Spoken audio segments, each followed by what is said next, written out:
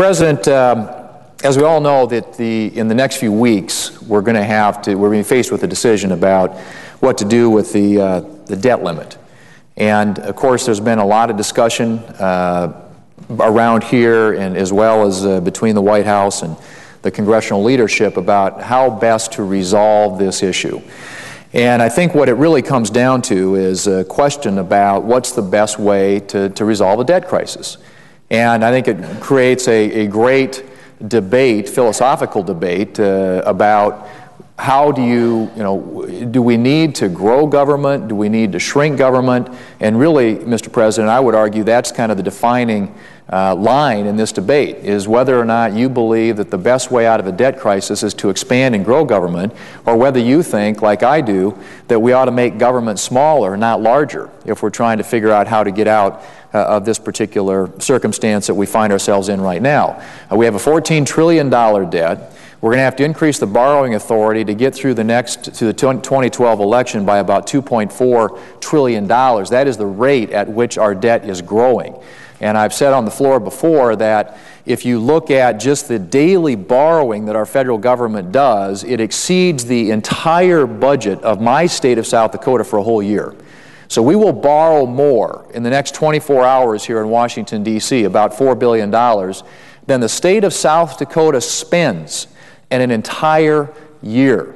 That is the dimension of the problem that we are facing. Now, many of us believe that the best thing that we could do in order to get ourselves on a better fiscal track is to pass a balanced budget amendment to the Constitution. And frankly, I hope that we will have an opportunity to vote on just that sometime in this next week or the following week.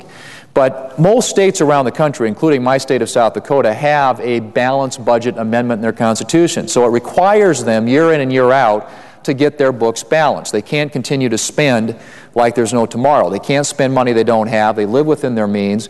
That's what most Americans have to do. That's what American businesses and families have to do. It certainly makes sense, I think, that we ought to be doing that here at the federal level. And so I would argue to my colleagues that if we look at the short-term issue, which is the debt limit vote that we have to have, we've got to figure out how are we best going to deal with that in the near term, but what are we going to do in the long term to put our country on a more sustainable fiscal footing?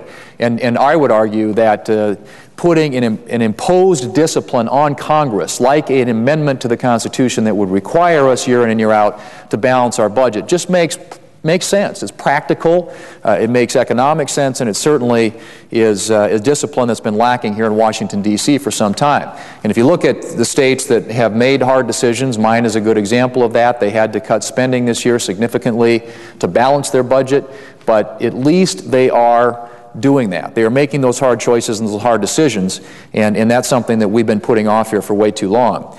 And I would point out, too, to my colleagues here that as we talk about how to get the country back on the right fiscal track, you do have to start setting priorities.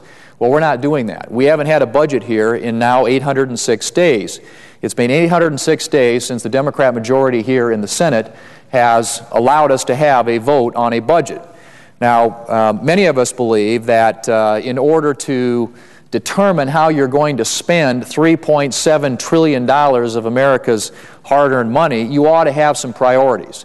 You ought to at least put a pathway out there about how you're going to go about spending those dollars and setting priorities for the country. Well, we're not doing that because we haven't passed a budget in 806 days. That is a fundamental responsibility that we have as leaders. The people of this country elect us to do that, and we're not doing it. And I think that is creating uncertainty. I think it's creating instability out there around the country. I met with some business owners this morning who say that in their particular industry that there are people who want to invest. They want to create jobs. They want to make capital investments, but they're long-term investments. And they don't know what's happening here. They don't know what the policies coming out of Washington are going to be with regard to taxes, spending, regulations, all those sorts of things. There's an enormous amount of uncertainty. And there was a survey that was done just recently by the United States Chamber of Commerce in which they asked small businesses about their future hiring plans. 64% of the small businesses who responded to that survey said they were not going to add to their payrolls this year. They weren't going to hire this year. Another 12% said that they were actually going to cut jobs. Why? half of the people who responded to the survey said economic uncertainty. They just flat don't know what Washington is going to do next. And you can't have that kind of uncertainty. What the markets want, what business wants, what investors want, is they want to know what the rules are going to be. They want some certainty about what's going to happen next. And the kind of uncertainty that we're creating, Mr. President, reaches beyond our shores, because I think that you look at what's happening in Europe today. They're facing a debt crisis in many of those countries. And what are the economic impacts of that? Well, if you look at the interest rates in the Eurozone, the 3-year government bond interest rates are 19.4% for Portugal, 28.9% for Greece, and 12.9% for Ireland. That is our future if we don't get our fiscal house in order. Well, what does that mean? That means that not just does the federal government have to pay more to borrow money, to pay more in higher interest costs, it also means that those interest costs, because all the interest rates in this country, whether it's for an auto loan or a home loan or a college loan, they all track with the Treasury borrowing rates. Those rates go up. That has profound implications for our economy. That means that people across this country are going to pay much higher interest rates. Small businesses are going to pay higher interest rates to borrow money. Those are real-world impacts if we don't make the right kinds of decisions here to get this spending and this borrowing under control. So if you want to see our future, look at some of the European countries. Look at what the impact that this is having on interest rates and on their economies. That is something that our economy could not withstand. We're already facing 9.2% unemployment.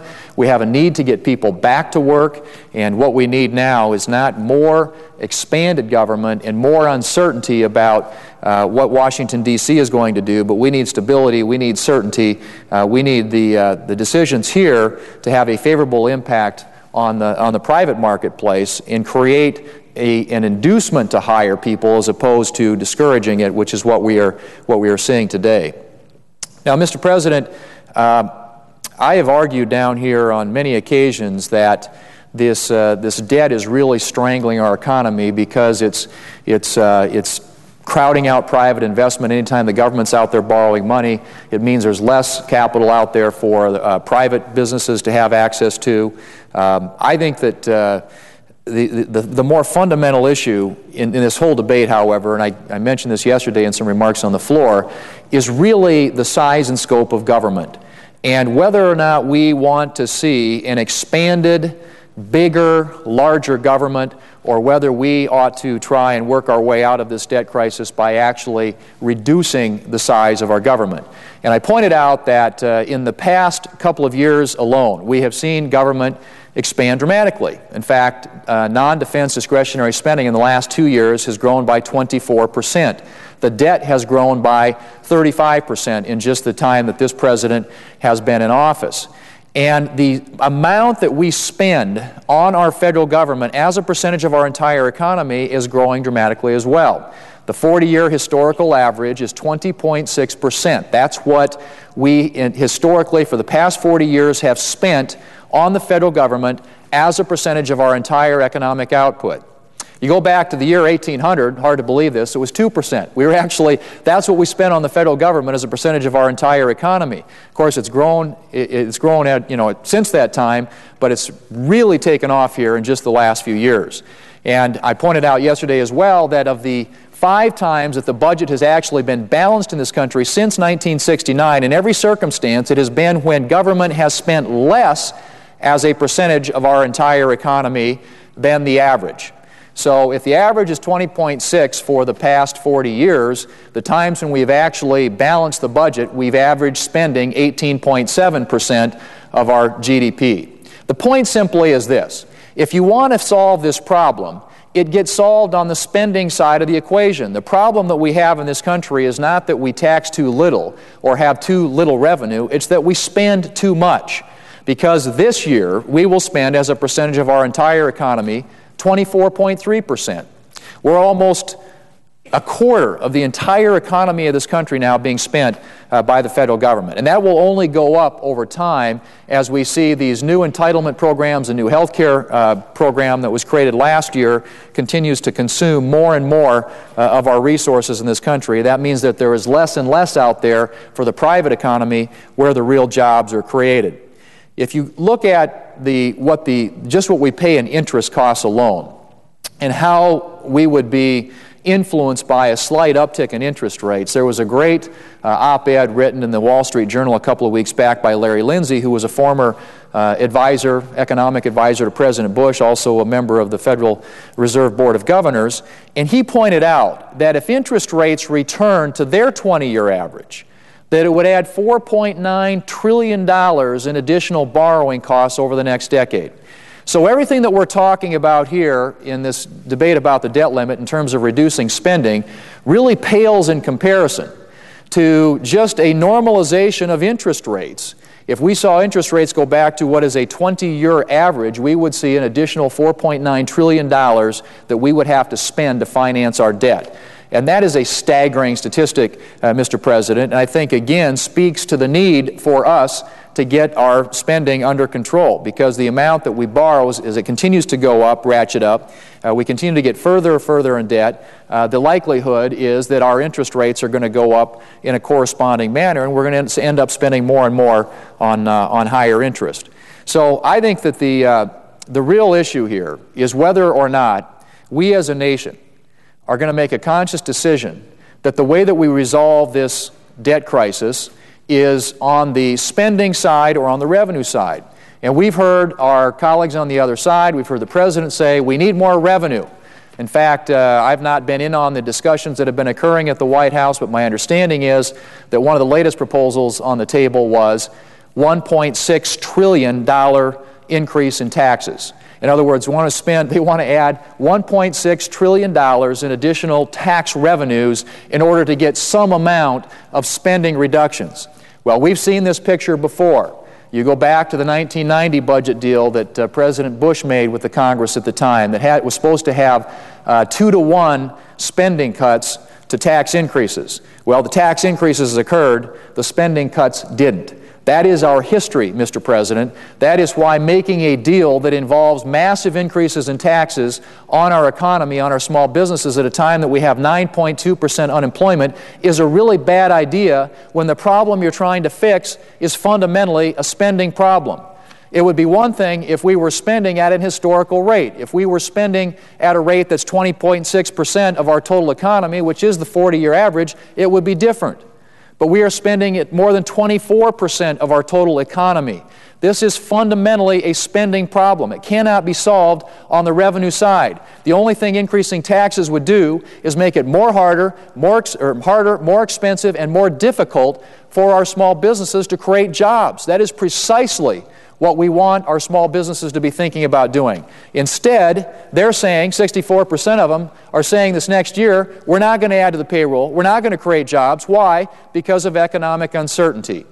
Well, we need to create some certainty out there. We need them to know that tax rates are going to stay at a low level. Taxes on investment, taxes on income. We need them to know that we are committed to cutting spending and to getting the federal debt under control. We need them to know that we are not going to add massively to the cost of doing business in this country by dramatically increasing the number of federal regulations that they have to comply with. I hear that everywhere I go, Mr. President, whether it's a farmer, a rancher, or a small business owner. Everywhere you go. I heard it this morning in meeting with some of these small business owners, that the regulations coming out of Washington, D.C. are making it increasingly costly and more difficult for them to create jobs. And so, as we get into the final days of this debate, and these decisions have to be made, I would say that the President needs to recognize that this is not a revenue issue. This is a spending issue, and step up and provide leadership and provide a pathway for how we get our fiscal house in order, not by increasing taxes on the job creators in our economy, our small businesses, but rather by getting federal spending under control. I think he would have an incredibly warm and favorable reception from both the House and the Senate, who are prepared to do business when it comes to reducing spending and making government smaller, not bigger, and dealing with this long-term structural problem that we have of a runaway debt that is growing literally by the year at the tune of about $1 trillion annually. Now, if we don't do this, as I said before, we are looking at a future that resembles that of many of these countries in Europe that I mentioned. We don't want to go down that path. We don't want to be a country that defaults on our debt. We need to pay our debt. And we obviously need to address this issue of the debt limit, but we need to do it in a responsible way that holds us accountable to the American people who spoke loudly and clearly in the last election that they believe government has gotten too big, is growing too fast, and they want that government reined in. The way that we do that is to rein in federal spending. And that involves not just the discretionary spending that I mentioned earlier, which has grown at 24% in the last 2 years, but also the long-term structural challenges that we face in our entitlement programs, Medicare and Social Security.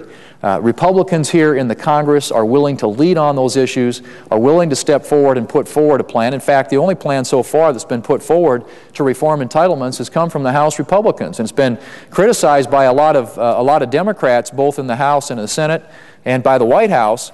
But we've yet to see a plan from the other side. 806 days, and we haven't had a budget presented by the Democrat majority here in the United States Senate, nor has the President come forward with a plan that actually does something to reduce spending and debt. The President did submit a budget proposal earlier this year which dramatically increased spending and doubled the debt over the next decade and dramatically increased taxes. That is the message, the wrong message to have received. The message that the people of this country are sending is, we want Washington to focus on the spending side of the equation. We want less spending. We want a smaller federal government, not a larger federal government. We want the federal government to do what we have to do, the American family has to do, and small businesses have to do, and that's live within their means.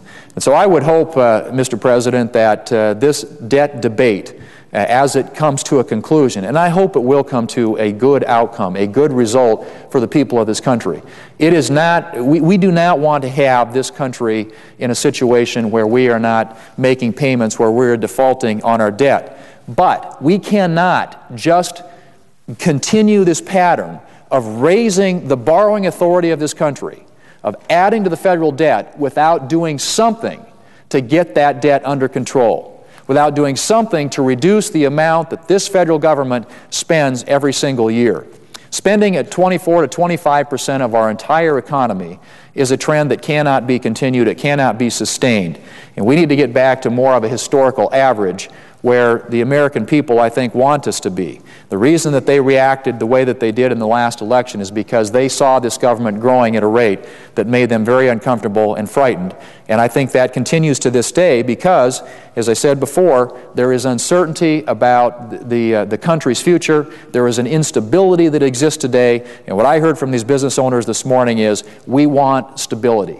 We want to know. We need some certainty about what the rules are going to be, and more importantly, it starts by having a federal government that lives within its means, that doesn't spend money that it doesn't have, and that focuses intently on getting spending and debt under control and creating favorable conditions for economic growth and job creation in this country. That doesn't happen. That does not happen by raising government revenues, by raising taxes.